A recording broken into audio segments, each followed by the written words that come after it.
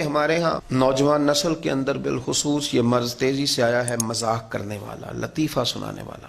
اور اب وہ چونکہ پرموٹ ہوا ہے تو بعض بڑی عمر کے لوگوں میں بھی اس بیماری نے جڑیں پکڑ لی ہیں۔ ہر لطیفہ سنانے کا نہیں ہوتا، ہر بات بتانے کی نہیں ہوتی، ہر جگہ آپ کا رویہ اس طرح کا نہیں ہونا چاہیے کہ جو آپ کے منہ میں سمجھ میں آیا وہ آپ نے کہہ دیا، وہ جھوٹ ہو وہ سچ ہو۔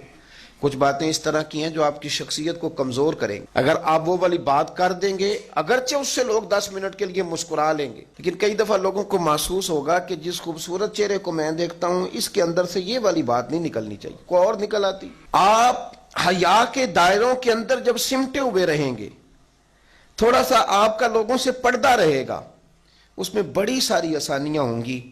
میں نے تو یہ دیکھا ہے کہ جہاں لوگوں نے بے تکلفی زیادہ کر لی، مذاق زیادہ ہوئے، وہاں نفرتوں نے جنم لینا شروع کیا۔ مذاق میں غصہ اتنا زیادہ بنا کہ پھر وہ باتیں ٹوٹ گئیں، پھر وہ تعلقات خراب ہو گئے۔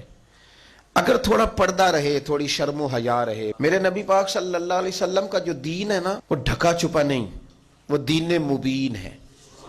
وما علینا الا البلاغ المبین، یعنی بیان کرنا ہے تو کوئی چیز چھپانی نہیں، صحیح کھول کے بیان کیا حضور نے دین کو، یعنی ہر چیز آپ کو بتائی۔ دین نے آپ کو رشتہ پسند کرنے کا طریقہ بھی بتایا، اور نکاح کس طرح ہونا ہے وہ بھی بتایا، اور ولیمہ سنت ہے یہ بھی بتایا، اور میاں بیوی کے جو حقوق ہیں اور ان کی خلوت کے جو معاملات ہیں وہاں تک رہنمائی کی۔ یعنی ایک چیز اتنی کھول کے بتائی گئی، لیکن اس پر حد بندی کا یہ حال ہے کہ سیدہ عائشہ صدیقہ رضی اللہ تعالیٰ عنہ فرماتی ہیں کہ عرب کی کنواری لڑکیاں بڑی حیا والی ہوتی تھیں، عرب کی کنواری پردہ نشین لڑکیاں بڑی حیا والی ہوتی تھیں، بڑی مشکل سے ان سے کوئی بندہ بات نکلواتا تھا۔ باقی لوگ کہا کرتے تھے کہ تو عرب کی کنواری لڑکیوں کی طرح شرمیلا ہو گیا ہے، لیکن سیدہ عائشہ فرماتی ہیں مدینے والے محبوب کو میں نے دیکھا، اور یہ گواہی کون دے رہی ہے؟ بیوی، یعنی جو زوجہ ہوتی ہے اس کے ساتھ انسان بہت ساری جگہوں پہ بے تکلف ہوتا ہے، وہ ایک دوسرے کا لباس ہے، لیکن سیدہ پاک فرماتی ہیں کہ میں نے نبی پاک کو عرب کی پردہ نشین کنواری لڑکیوں سے بھی زیادہ حیا کرنے والا دیکھا ہے۔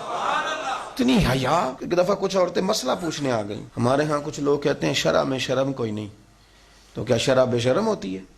یہ کیا بات کی آپ لفظوں کے حدود کو اور لفظوں کو پردہ ڈال کے بھی بہت ساری باتیں آپ پوچھ سکتے ہیں۔ اور اب تو مجھے بڑی تکلیف ہے یہ بات کرتے ہوئے، کچھ لوگ مفتی ہونے کا دعویٰ کرتے ہیں لیکن ممبروں پہ بیٹھ کے سستی شہرت کے لیے اور لوگوں کو بتاتے ہیں جب میں نے دوسری شادی کی تو یہ ہوا، جب میں نے تیسری شادی کی تو یہ ہوا۔ اور حرم میں بیٹھ کر کچھ لوگ یہ کہانیاں سنا رہے ہوتے ہیں کہ پیسے ہوں تو پھر جتنی مرضی شادیاں کرو۔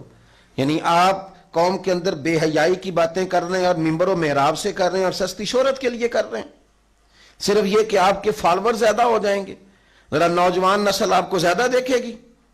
یعنی اتنی کمزور اور کچی اور مطلب ٹوٹی ہوئی گفتگو لوگ کرتے ہیں، جس طرح معاذ اللہ تعالیٰ کوئی ایسے لوگ کرتے ہیں کہ جن کا کسی اور شعبے سے تعلق، اور آپ شہرت کے لیے یہ کام کر رہے ہیں۔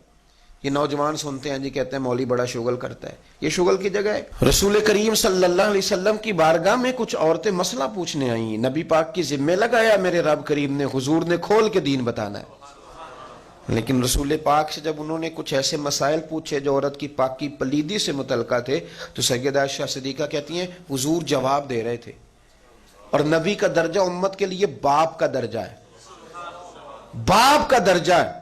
وہ باپ سے بیٹی سوال پوچھ رہی ہے اور حضور جب جواب دے رہے ہیں اس خاتون کو، اور حضور نے ہی تو بتانا ہے اور ذمہ بھی ہے۔ لیکن جب کریم رسول بتا رہے تھے نا تو حضرت عائشہ کہتی ہیں حضور نے باتیں کرتے کرتے اپنے دونوں دستے مبارک اپنے چہرے پہ رکھ لیے، حضور نے آنکھیں چھپا لی، کیونکہ وہ بات اس طرح کی تھی۔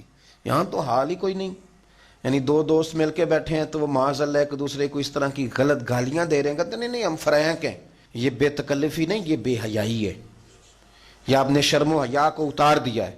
یعنی کھول کر دین جس رسول نے بیان کیا، کھلا دین بیان کیا، لیکن اس مبین دین کے اندر بھی میرے نبی پاک نے شرم و حیا کے کٹورے میں رکھ کے اپنی امت کو وہ برکھا عطا فرمائی۔ حضور نے وہ رحمت کی بارش شرم و حیا میں لپیٹ کی اپنی امت کو دی۔